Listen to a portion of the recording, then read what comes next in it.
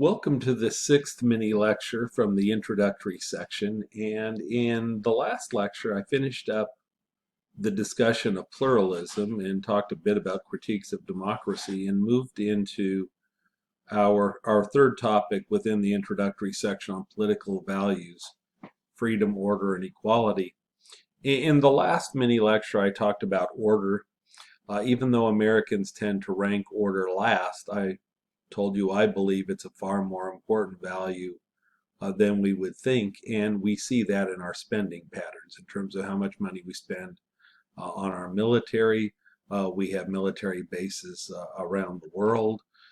We spend a lot of money on public protection. Courts, cops, and jails at the local level is our number two county budget item. In many societies in Asia, order is the number one political value. In today's mini lecture, I want to talk about the second value because Americans spend a lot of time on this. I want you to put a couple of stars next to the statement in your notes where it states that freedom is the number one political value for Americans. In fact, the only people around the world who traditionally rank freedom higher than Americans do are Australians. But freedom is a much more complicated concept than order because we tend to use the same word to describe two very different things. And I've divided freedom into what your notes have listed as negative freedoms and positive freedoms. And in this mini lecture, I want to talk about both. And once again, we confront another paradox. Just like majority rule and minority rights may not always be compatible, this is true when it comes to negative versus positive freedom. Sometimes one type of freedom comes at the expense of the other. But let me start out by kind of reading what's in the notes and then giving you some explanation about what I mean by what you're reading. Negative freedoms are often called civil liberties. The emphasis with negative freedoms is on the individual. I'm exaggerating slightly, but essentially these are people wanting government to leave them alone. That individuals want freedom from governmental power or regulation, and maybe put a couple of underlines under freedom from. We find most of our civil liberties in the Bill of Rights, which are the first 10 amendments to the Constitution. In fact, I would claim that the Bill of Rights are the last, and for you and I as citizens, maybe the most important of these bargains or compromises at the convention. The opponents to the Constitution, some of them agreed, well, we'll reluctantly support it if you'll add a Bill of Rights, and I'll talk about that later on in the second section of the course.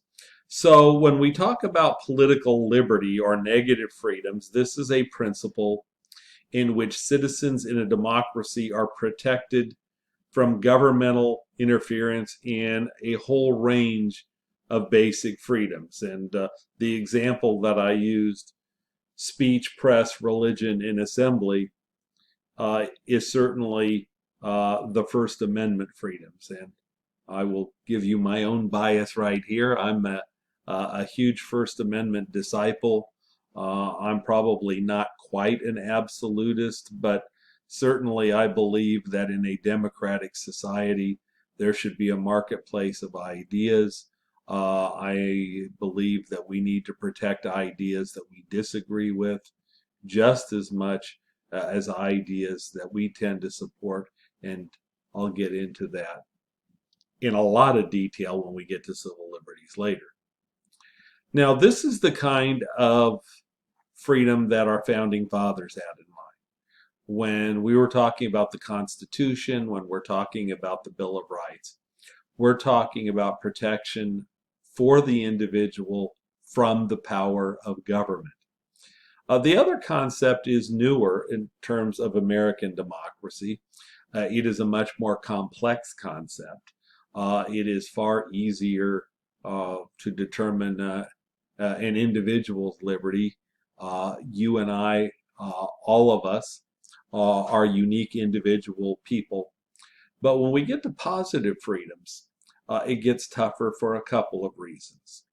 When we're talking about positive freedoms, we're talking about group rights or civil rights. And in the next sentence, you can see I've written the emphasis is on freedom to do something, the freedom to vote, the freedom to have equal access to an education, or to public accommodations would be things like bars, restaurants, theaters, gas stations, etc. And by equal protection, this means being treated the same by government. And as your notes point out, there are a lot of complicating factors here. For example, who gets to belong to a particular group? Do we get to identify our own group membership? Does society or government define it? And it's very, very difficult. For example, if you take a look at race, for example, we have a situation where for decades the state of Louisiana used a principle called the one-drop principle, meaning that if you had any verifiable black, we'd use the term African American. Louisiana used the term colored at the time. If you had any verifiable color blood in you at all, you were considered colored, even if you appeared to be white. Now think about this one-drop principle. Based on that principle, I could be black or colored, and yet if I were to ask you, do you think that that is a fair description of me, my guess is that virtually everyone would say no. And so it's really, really difficult. When I found out that I have some Native American in me, my office partner, and this is in the 1990s when I was teaching in Sacramento, and he was a pretty well-known national Native activist. He said, well, what percentage? Because if you're this percentage, you qualify for this percentage, you'd qualify for that. And I wasn't enough to qualify for any, just between you and I. But I remember he got really excited about that. But how strange, because depending on whether we were dealing with a government program, a tribal program, the percentage was really, really important. So the first thing that's more difficult is who gets to belong to a particular group. That complicates this a lot. The second thing that makes this a lot more complicated is that the role of government is a lot murkier.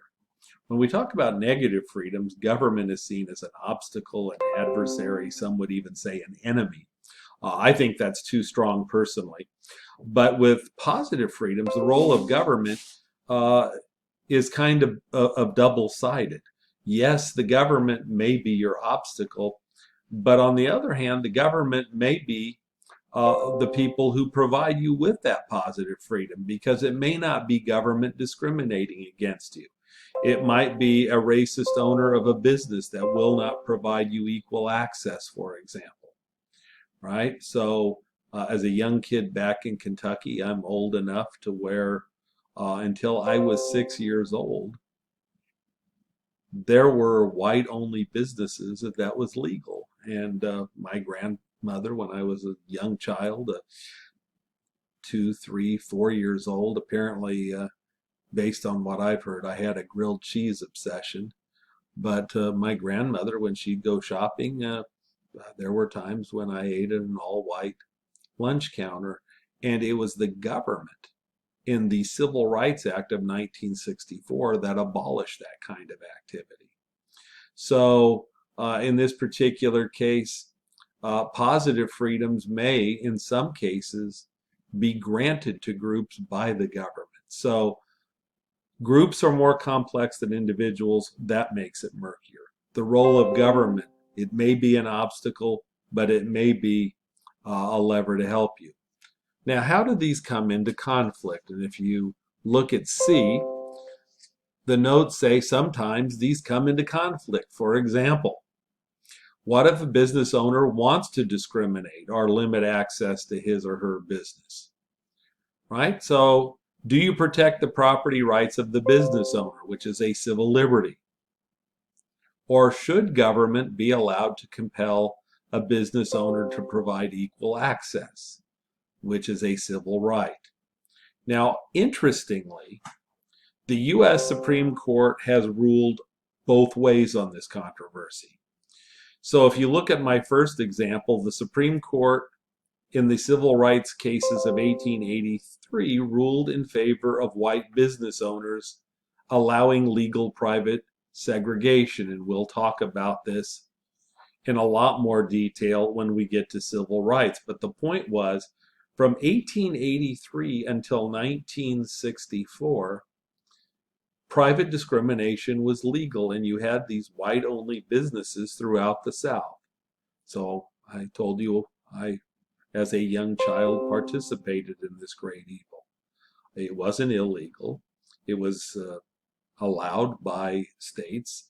Some states did not allow this. But essentially, what the Supreme Court said was that people should be allowed to do what they want with their own property, even if that means discriminating. There are people today who believe that this should still be the case, and this most notably has occurred in recent years with Christian bakers. In this case, the Christian bakers are arguing a civil liberty, that we believe that marriage should only be between men and women. We only want to provide wedding cakes for straight couples. We don't want to provide them for gay couples. And some people have said that they should be allowed to discriminate.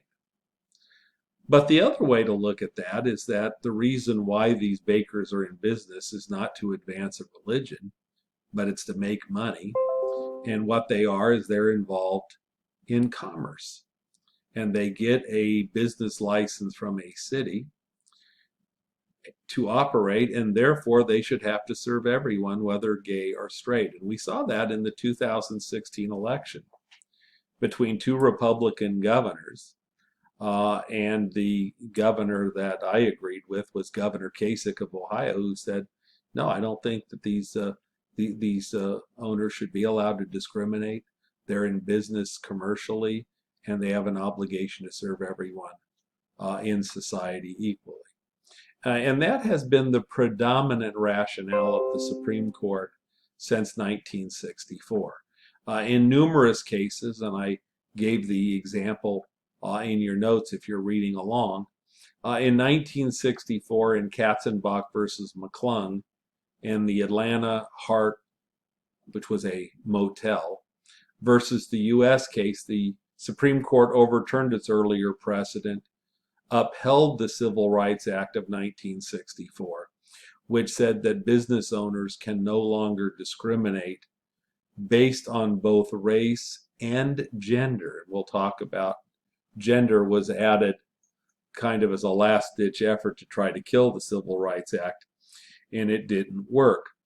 But notice, however you fall on this, whether you believe people should be allowed to discriminate in their business or not, notice in this example that someone's freedom comes at the expense of someone else. So if you tell a person that you cannot discriminate in, say, your bar or your restaurant, you are now depriving that bar or restaurant owner of a basic civil liberty, the right to do what they want with their own business. On the other hand, right, if you deprive people, if you uphold the right of that business owner to discriminate, now you have deprived a fundamental civil right of equal access to all members of society to that business, even though society has given that business owner the license to operate. So in either of these examples, a civil right could come at the expense of a civil liberty or vice versa. In either way, someone's freedom is infringed on.